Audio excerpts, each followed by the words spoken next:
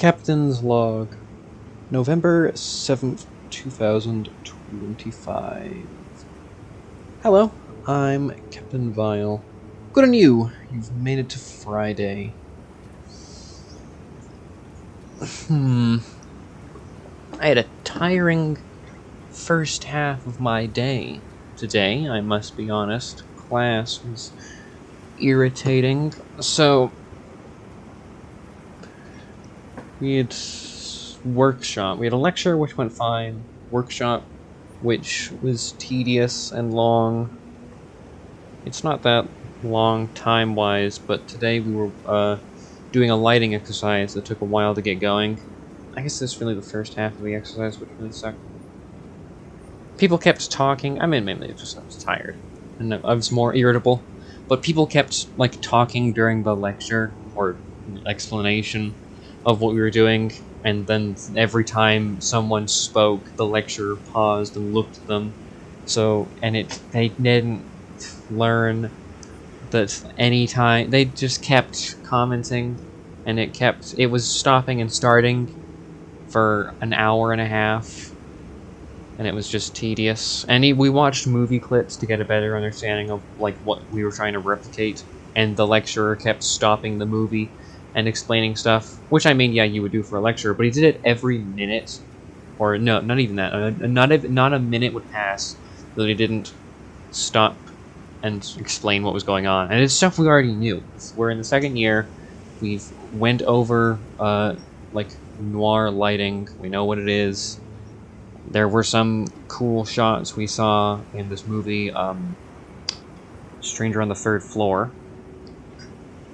Very expressionist, because we looked at the dream sequence, but it was just tedious. It was tedious. Rest of the day was fine after that. The following, so I have lecture about a subject, workshop about another subject pertaining to light, and then a seminar about what the lecture was about, and it was horror. So, I'll get into the movies and stop complaining about a few hours of my day. So, last week's pick, which I didn't have time to review or watch last week, but I did this week. It's 3.5 hours long. Das Boot.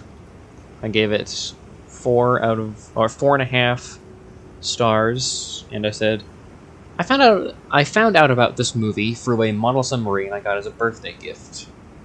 Watching this takes almost 20% of a day, but it's absolutely worth it. It's tense all the way through, even at the beginning when there's well over 2.5 hours left. You still feel like they could die at any moment. A well-shot, well-lit, and amazingly well-acted synthetic look at the other side of World War II, because it's about Germans. So for class, we watched Get Out. We're focusing on horror. I gave it 4 stars. There are 2 actors in this movie that were also minor actors in parts in episodes of Seinfeld. So whenever they were on screen, it took me out a bit. But it didn't take away from the film. I've had this film spoiled to me, so I knew the twist. But that did add to it, since there's great foreshadowing. It's well shot, lit, and acted. I don't have that much to say to Das Boot. I mean, I fairly enjoyed it, but I watched it a while ago. It's the 7th, I watched it on the 2nd. So, it's not, fresh in my memory. I mean, I remember watching it, but I'm not as prepared to go in depth on my thoughts about it as I am Get Out and the other film I watched this week. But I will explain the Seinfeld thing. So, if you watch a lot of TV, or a lot of American TV, I'll say, you're bound to encounter at least one character that's played by an actor who played another character in Seinfeld. Now, they didn't have too large of roles in this movie, but it was... And I've seen Seinfeld so many goddamn times. I can't watch it with other people. Because I'll say the punchline before or while it's happening to a joke. And I've memorized entire episodes and actors' faces. So the characters are the grandfather, or just the dad of the grandfather, of the family. He is played by the same actor. I don't remember his name. I don't remember the name of the character. But he played George's boss while he worked in the New York Yankees. And the other character was the blind guy who, not to spoil Get Out, but is undertaking the procedure. The blind art director. He plays. Now this is. I'm so surprised I memorized this. I want to say maybe season 7 of Seinfeld, there's an episode where Kramer doesn't have very much to do, but he goes to the bank, and there's this promotion where it's, if you get greeted by the bank teller and they don't say hello, you get $100. And he goes to the bank teller, and he says, hey, instead of hello. And so Kramer goes to the manager. And the manager the manager's actor is the same actor as this character. They're played by the same actor. The manager is in the episode for, I want to say, 3 minutes. He's got a handful of lines and never shows up again. Not even in the finale. Because it was not like a criminal interaction Kramer had. But I memorized his face. I memorized his voice. And it was like, oh, that's him. That's the same actor. As soon as he showed up, halfway through. So it's a little distracting. I still enjoyed the film, though. I don't have too much to comment on about its commentary, because it's an aspect of life I'll never understand. That's all I can really say about it.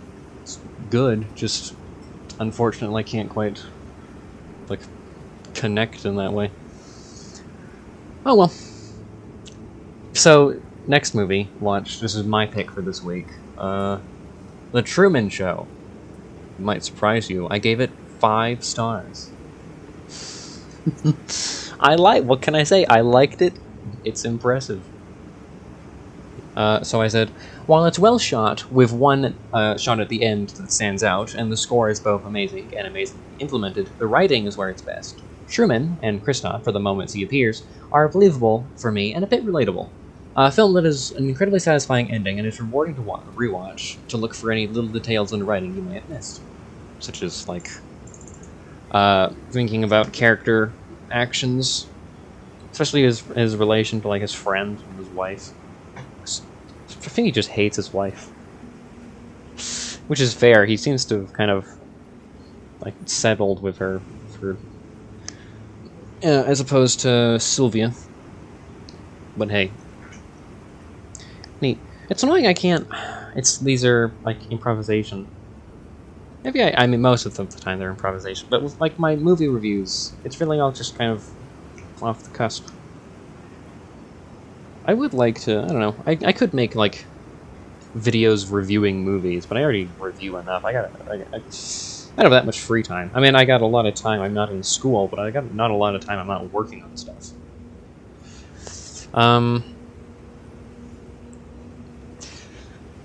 But it's... I mean, that's these letterbox reviews and these moments here are, the most I can go into, analysis. I'm not even that good at, critical analysis of movies and whatnot. I can give a practical analysis of oh yeah, it's as with all my reviews, I mention how it's shot and how it's lit, because I can see that if it's good, it stands out. Same thing with writing and whatnot, but what it's about and whatnot, blah blah blah blah. But what it's about and themes, I'll get them, but I'm not gonna be able to talk fairly about them off the top of my head. I don't have that skill. But I did enjoy it, and to mention the relatability, it's... I don't know, that complete... I mean, I'll start with Truman. So, from things I talk about on here, if you listen regularly, you may notice that I'm a deeply paranoid person, alright? There is rarely a day that I will not, suspect someone of something or that I will not be, in my idle hours, thinking back on the actions of someone and then questioning the motives of that action. All right? I'm very suspicious of people.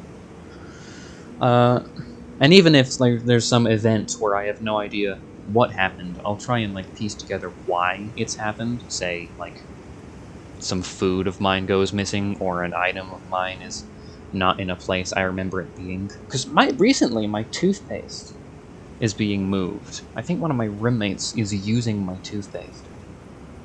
Because I have it in a specific spot, and I come to go brush my teeth, and it's moved. And it's like, is someone moving it because I have it like...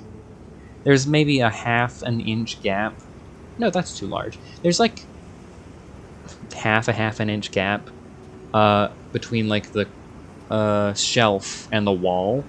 So I stick the toothpaste in that, so it's held up by the shelf, but not resting atop it. And I find that a convenient place to have it. I don't want it to put it in like the cup thing and throw all the toothbrushes on. I don't want to have it resting on the surface of the sink, because it might fall in and get wet if the sink is on or something. So I just have it there. Easy to locate. Easy to distinct from, is that my toothpaste or is that someone else's toothpaste? But new roommate, and I think they're using it. But I don't have any proof. Again, very suspicious. And I mean, I'll get into I'll get into this after explaining this part. But this, like, Truman being suspicious of everyone around him aspect, I've done that in high school. This is an odd anecdote, but it's happened. It goes to show how fucking paranoid I am sometimes. But I noticed that everyone in my classes, all 7 periods, had a connection to one another, other than the fact that they were in the same periods. So, for example, say that in period 1, I share first period with person A, and then I go to period 2, and I share it with person B, and period 3 with person C, and period 4 with person D. I'm not going to go through all 7, but like, person D in period 4 is brothers to person A, and person A is dating person C, who is best friends with person B, who is on the football team with person D. So it's like, they're not in the same room, but they could easily, like, I don't know, relay information to one another. And I was never convinced that they were spying on me, but the thought crossed my mind when I made the connection. So that, like, running through and realizing this person knows that person, and they know this person, they can talk to this person. So someone who is not in the class can know what I do by being told. Like, that's just how, like, being with other people works. But I've never been in a situation where, like, it is that connected. And I guess everyone is connected now, because you can, like, record on your phone and, like, send the video to someone. But this is like word of mouth. They can, like, they will eventually interact throughout the day, or whatnot. And again, like, really, Captain, about you? Well, to be paranoid is an inherently, like, self-centered thing, because it's like, this whole thing is about me, but it's negative. And again, if you listen to the show long enough, you're gonna pick up, gee, Captain Vile seems to think pretty highly of himself, so yes. Alright, whatever. So I can relate to him when he's, like, trying to piece things together, like him running around. I mean, that's more of a nervous break. I've not been through anything like that, but the suspicion of everything around him I've known. And second is the, like, control and desire for, like, complete control over the set that Christos has. And it's like, this is better than the outside world, because it's all it's all control. You can control where every person is, when the sun rises, what the weather is. So it's really just like idealized. It's a fantasy land he's made. And isn't that idealized? But also just like he's got control of the set, obviously, but he's got control of what camera angles, especially during like it's an old movie. If you've not seen it, you've not seen it. Like you've had your time. But the scene where he reconnects with his father, and he's like, no. Swell the music. Hold, then zoom in. Go to far shot, go to button shot. That, like, calling, no, you go to this shot. Now we're gonna do this shot. On the fly, and no one questions it. That would be nice. Not having to, like, a crew being like, are you, like, man, like, people in real life wouldn't call me captain. Crew is in, like, camera crew, not pirate crew. But, like, having a crew be like, okay, now go here, and they understand what you're talking, and it could just be like, be more concise in your explanation of what you want them to do. But it'd be nice if they just did it properly. That's mainly just being paired up with morons. There's that ego. Anyway, we still have got some time to fill. Unfortunately, I've got nothing to talk about. No. Nothing else really happened this week that I'll get into, I guess. How about this? It's improvisation. I'll work on my analytical things by improvising a story with a meaning, and then going into the meaning. I may have to pace around the room for this, but I got a long headphone cable. I never got a Bluetooth headset. Or I have one, but it doesn't connect to my damn computer for some reason. Anyway. Let's see here. No, not even let's see. Come on. Right into it. Man lives in the woods. A man lives in the woods with his wife. He is a hunter. Every day, he goes out into the woods and he hunts an animal. On this day, he hunts an animal to eat, and his wife grows food for them to have as a side, with the animal as a main course. Anyway, he goes into the woods with his rifle, and he hunts, and he sees a rabbit, and he slowly goes to the rabbit, and the rabbit notices him, and it freezes, and it stands on its hind legs, and raises its front paws in the air, and says, "Don't shoot. Let's talk about this." And then the hunter blows the rabbit's head off, and then picks it up and carries it home. And his wife asks, "Did anything happen on your hunt today, dear?" And he says, "Nothing out of the ordinary." And he goes inside, and then they have the rabbit, and then they have beets with the rabbit, and the wife complains about birds eating the seeds that she's planted, and the hunter doesn't talk. I don't know, maybe he hates his wife. But the next morning, the hunter is like, that rabbit didn't taste good. I don't like the taste of rabbit. I want to catch something else. I want to catch a big game. So, he sets a bear trap. And while setting the bear trap, he hears rustling behind him in the bushes. And he turns. And he sees a silhouette vaguely in the bush. He can't make out the animal, but he knows the size. It's larger than a rabbit. It's not a bear, but it'll do, the hunter says to himself. And out of the bush, a fox comes and is like, "It'll do? What do you mean, it'll do?" And then the hunter pulls out his gun, which he brought with him because he's still hunting. He's just setting traps. And fires at the fox. But it's clever. It knew it was going to be shot at. So it ran away, and the hunter chased him. And the fox ran towards the house that the hunter and the wife, I'll say gardener, or the man, I don't know, ran towards their house. And the fox says, "Help me! Your husband's insane." And then the hunter blows the fox's brains out because it was standing still. And the wife is like, "What the hell? That fox just spoke." And the hunter picks up the fox's corpse very nonchalantly and says, "Yeah, they do that." And then he walks into the house and begins prepping the fox to be cooked. Do people eat foxes? Whatever, improvising. And the woman says, I'll just man and woman. They've never spoken to me.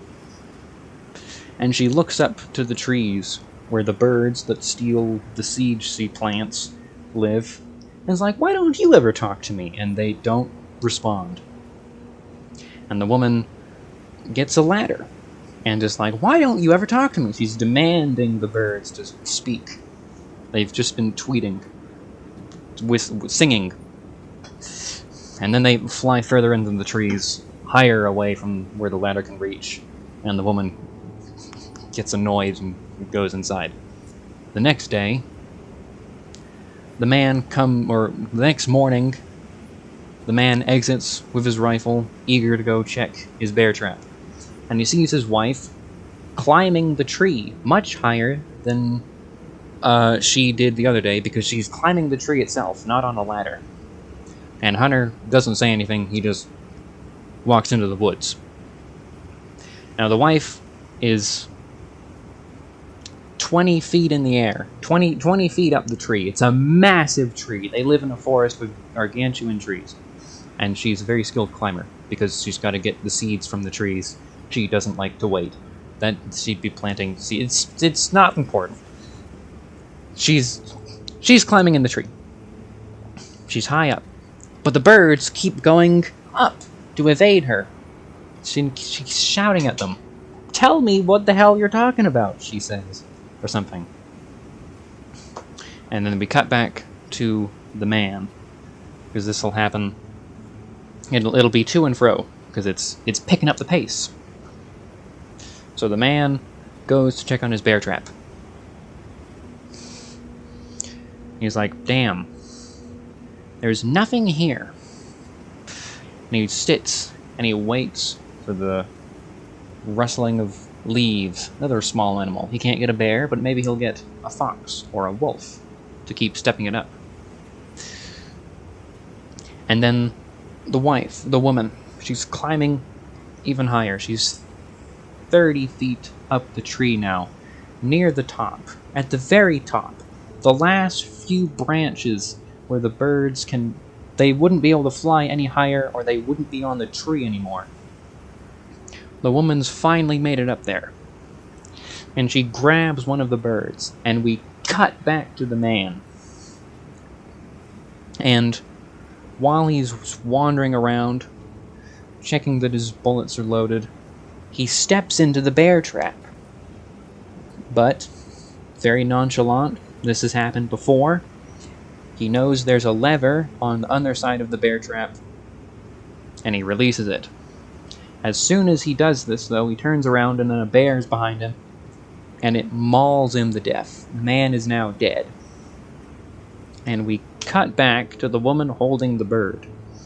And she looks into the bird's tiny little eyes and says, "What are you talking about?"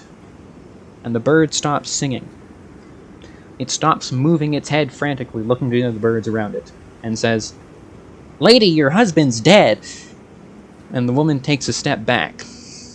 And unfortunately, this was a step off a branch, and she falls to her death. Now all the people are dead.